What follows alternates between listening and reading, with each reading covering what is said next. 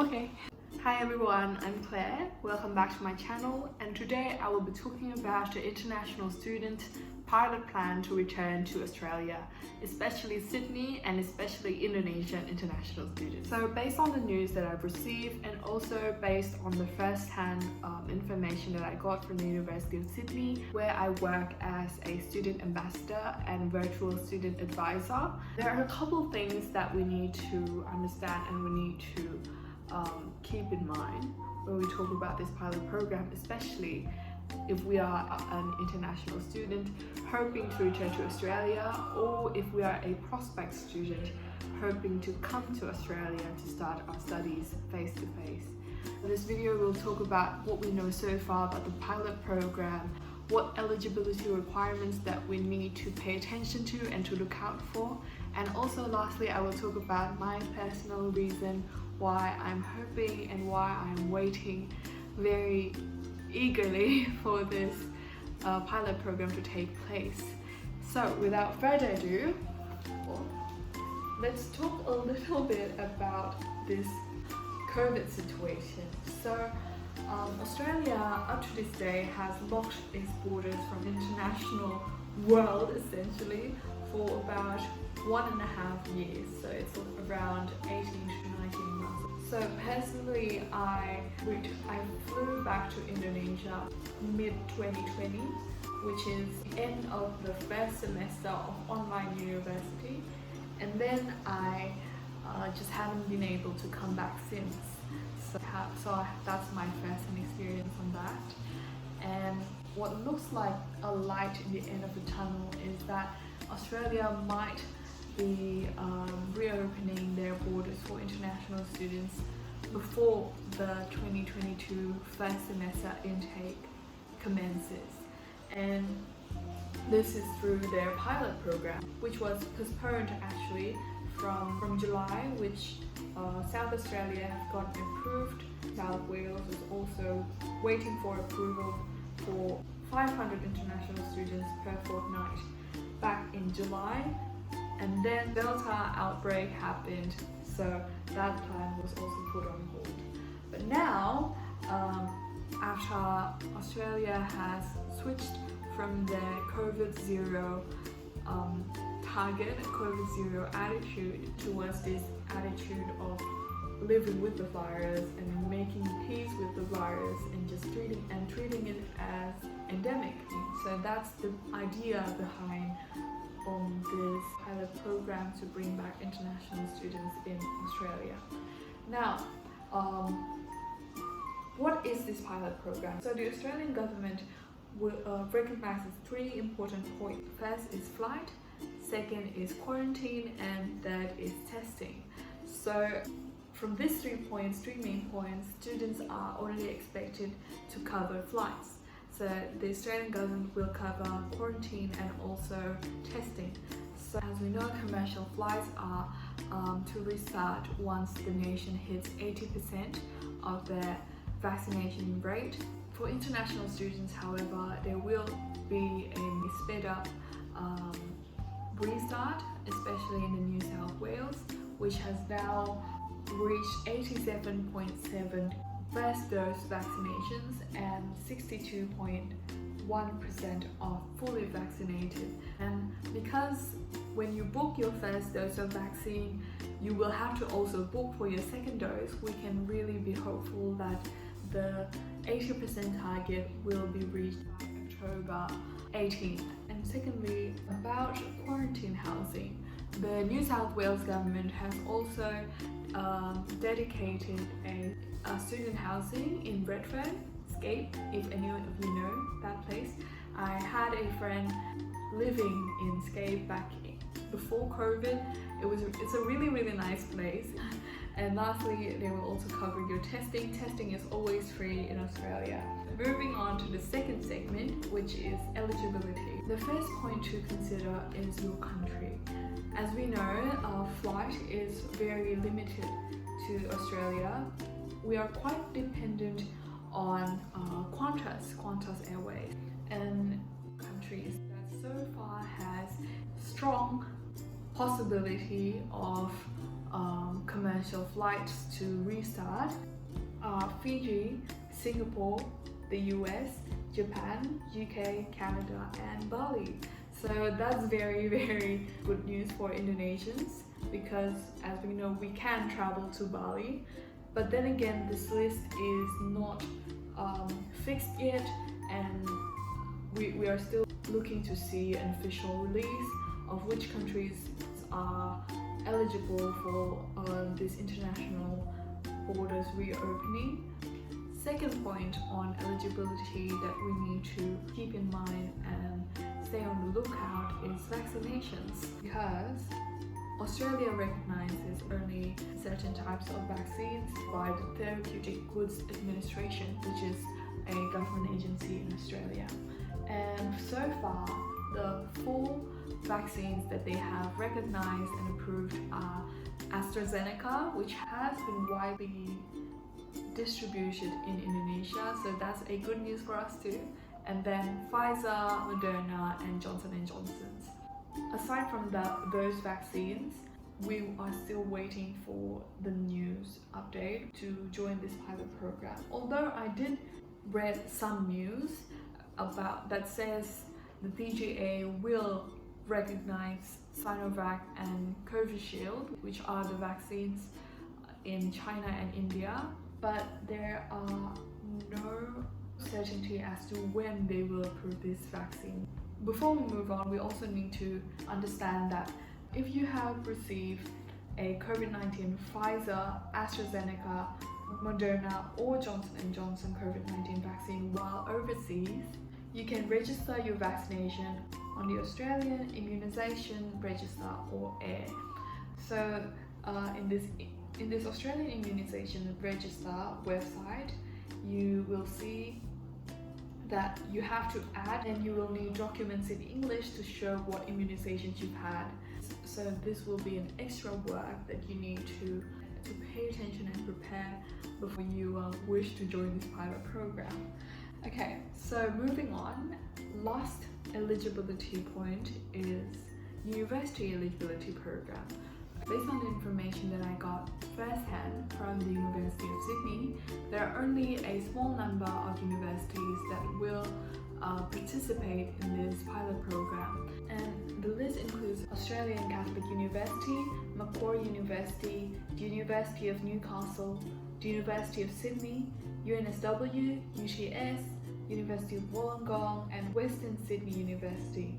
So these are the universities that will join the pilot program in New South Wales.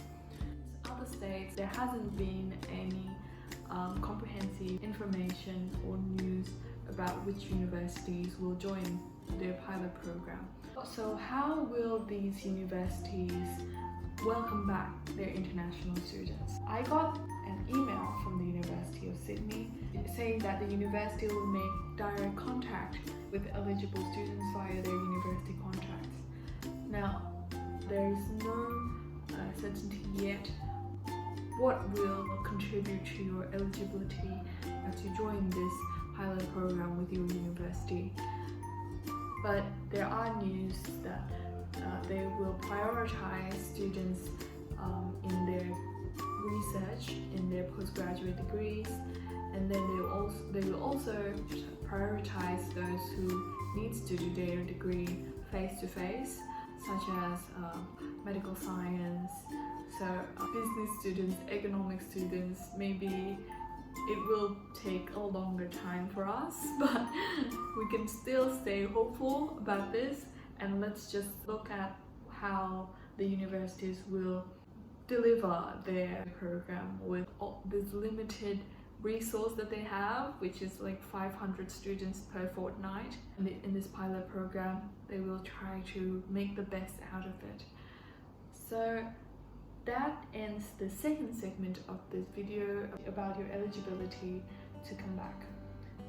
Okay, so moving on to the last segment of this video, which is just a chit-chat about my personal experience being an international student locked out of the country and having experienced a full year of studying face-to-face and another full year studying online, one semester studying online in Sydney, and also another semester studying online in Indonesia, from Indonesia, with all of those drama about time difference and all the facilities. And so I really just want this video to be helpful for those who watches. Let's talk about what studying face-to-face in Sydney entails. I think I wouldn't be too structured about this, but I'll divide this into two main segments. First is academically, and second is just the other experience. So academically, Australia is a very, very top-notch country in delivering their education. One of their biggest exports is education, so they really take pride in this sector, and rightfully so, because as we can see from the quality of the education delivered in Australian universities, not just from my experience but also from my friends, international and local friends in Australia studying in the University of Sydney, the University of New South Wales, the University of Technology Sydney, and many other universities. I can confidently say that they have certain admiration to the lecturers and to the tutors in university. Now, why I think studying face-to-face has far-reaching implications to the quality of education that we have is because it's very communication-based.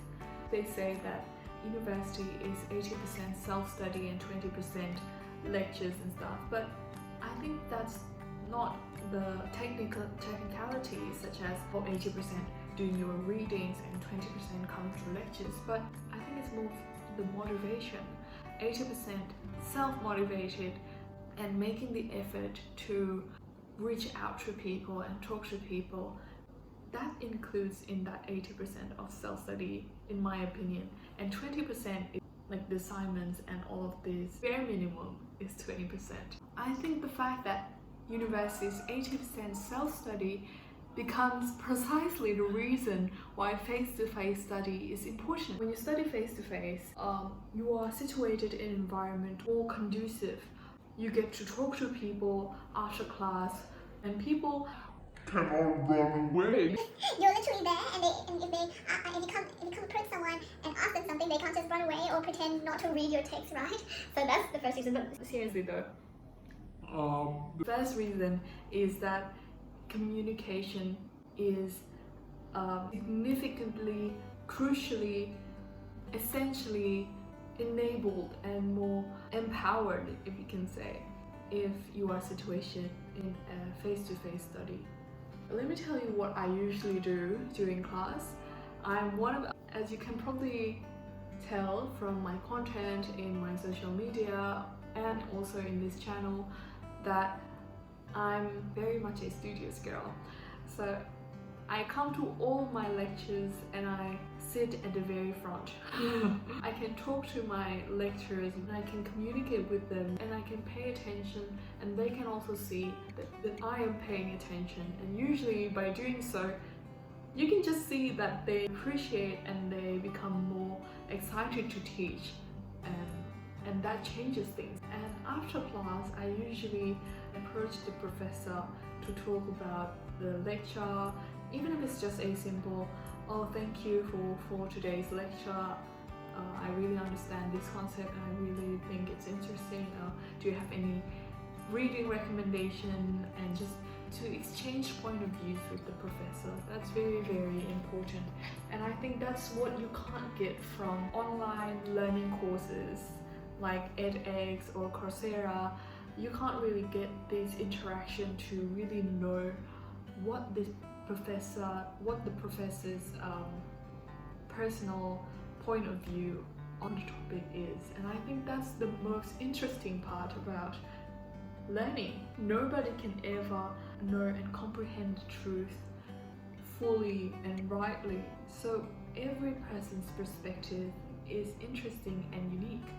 And that's why, academically speaking, face-to-face uni is such a great experience for me. At least my first year of university, I think that's very important, especially if you're learning social sciences like I am. For those of you, to give some context, I'm taking political economy and international business, a double major at the University of Sydney. So that's academically speaking, and there are so many more reasons that I can lay out, but I think there will be for another video because it will just take 2 hours to talk about. So I'll move on to the second reason why I think it's worth waiting for face-to-face uni.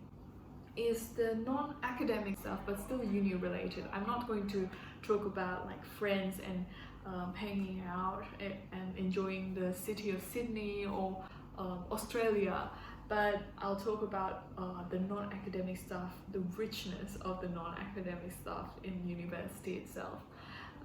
So I'm an executive in 4 societies, 4 uni societies, but I was an active executive in 2 uni societies. So societies, I think, is a place where you get to network and communicate and talk and meet people with the same interests. And I think that's once in a lifetime opportunity, because after uni or even outside of the uni environment, you can't really have these people who are committed to just gathering and to set aside a time to talk about a certain interest. Let's say the political economy society or the philosophy society or a charity society like Isaac, or just other hobbies or interests like the musical society or piano or books or food society, fashion society. There's just so many things to browse around and enjoy together with people that has the same interests as you and are willing to set aside a time to garner all of the joy and all the things that you can do around that interest. And I think that's very essential as well, almost as essential as academia in the university itself, because by doing so you gain so much knowledge of yourself, and you realize that life is just very, very rich, and life is not centered around you, and you are Oui, vous êtes amis avec moi, mais ça ne me suffit pas. Regardez-moi. How did we get here? This is why I kind of suck in candid videos, but this is also what I'm just like earning as an identity and a character of this channel. But anyways, those are the 2 reasons, academic and non-academic, why I think face-to-face worth waiting for and worth hoping for. Well, there are some perks from studying online, like it suits their schedule. They can just roll out of bed, open their laptops and just listen to the lecturer teach while in bed. But yeah, I'm not very fond of it, but I think what I can say is enjoy it while it lasts. Online uni, I think there's no need to really describe how it works, because most of us have experience studying online, whether it be in high school or at uni. If there is a chance to come back and to learn face-to-face, and if you really want to make the most out of academia or non-academia, I really, really encourage you to stay hopeful and to be motivated and inspired. And yeah, I think that's all for this video. I really hope you enjoyed it. I really hope I've helped you in some way. I will update you about this journey as an international student stuck overseas, looking to come back to Australia and study again. And see you soon in the next video. Bye!